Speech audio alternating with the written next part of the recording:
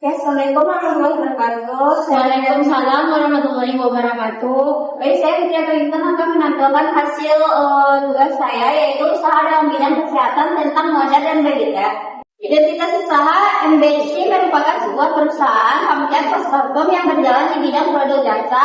Perusahaan memberikan pelayanan perawatan ibu postpartum yang sudah melahirkan bayi. Perusahaan ini dilakukan oleh tenaga kesehatan yang sudah bersertifikat resmi dan terlatih.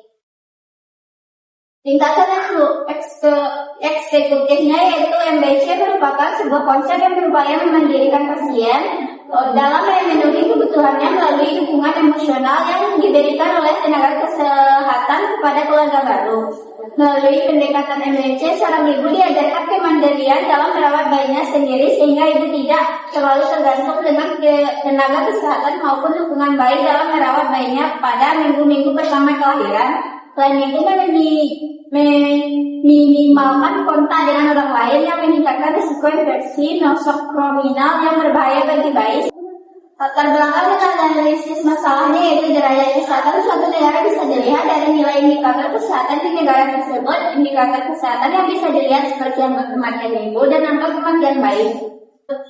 Analisis pasar peluang usaha. Segmentasi pasar antara lain yaitu 1. Segmentasi perilaku. Setelah melakukan promosi, kami mengelompokkan konsumen yang tertarik dengan usaha kami. Apabila konsumen tertarik, maka kami harus menjaga kepercayaannya kepada kita dalam menjalankan usaha matematika ini berupa model berbeda. Kedua, segmentasi demografis. Matematika model berbeda berfokus pada ibu postpartum dan bayinya tanpa perhatian kepada ekonomi dan pendidikan. Yang ketiga yaitu segmentasi psikografis, yaitu ditargetkan kepada orang-orang yang senang bersantai, ibu postpartum dan bayinya. Yang keempat yaitu segmentasi geografis. Usaha ini bisa dijalankan di suatu daerah perkotaan yang sedang menggunakan usaha untuk dilaksanakan model berbeda untuk kemandirian ibu dalam merawat bayinya. Deskripsi produk atau layanan perawatannya itu yang pertama pemeriksaan ibu nifas, yang kedua perawatan bayi pada lahir, yang ketiga edukasi laktasi atau eksklusif, yang keempat menjadi bayi dalam stimulasi ke tumbuh kembang, yang kelima pakaian pemilihan ibu dan bayi, yang keenam yaitu konsultasi kesehatan ibu dan bayi online. Strategi pemasarannya yaitu 1. Face to face, yang kedua media sosial, yang ketiga media cetak, yang keempat mengadakan promo menarik. Struktur organisasi dan rencana SDM-nya yaitu 1. Pimpinan usaha, yang kedua manajer operasional, yang ketiga tenaga medis, perawat, dan bidan. Yang keempat itu bidang pemasaran, yang kelima administrasi dan keuangan, yang keenam asisten atau staff pendopo. Rencana keuangannya model awalnya itu perawatan medis dan perawatan yaitu 7 juta, perlengkapan pendukung 10 juta, sewa tempat 6 juta per tahun, promosi dan perusahaan awal 3 juta, perizinan dan ADM usaha 2 juta, peralatan kantor 5 juta, dan operasional awal 12 juta per 3 bulan. Total modal awalnya yaitu 45 juta. Estimasi biaya operasional per bulan yaitu gaji perawat atau sedang 3 juta per orang, gaji staff atau ADM pemasaran 2,5 juta, transportasi 1 juta, bahan habis pakai 1 juta, promosi online 750.000, sewa tempat 500.000, lain-lainnya 500.000, total biaya operasionalnya yaitu 12.250.000. Proyek pendapatannya perawatan ibu nifas 250 per orang, kali 30 klien per bulannya yaitu 7.500.000, perawatan bayi baru lahir 20.000 per orang, dikali 25 klien per bulan 5 juta, dikasih dan gizi usus 300 per orang, dikali 10 pasien per bulan 3 juta, dan MBC 900.000 per 5 kali kunjungan, total pendapatan 24.500.000 per bulan.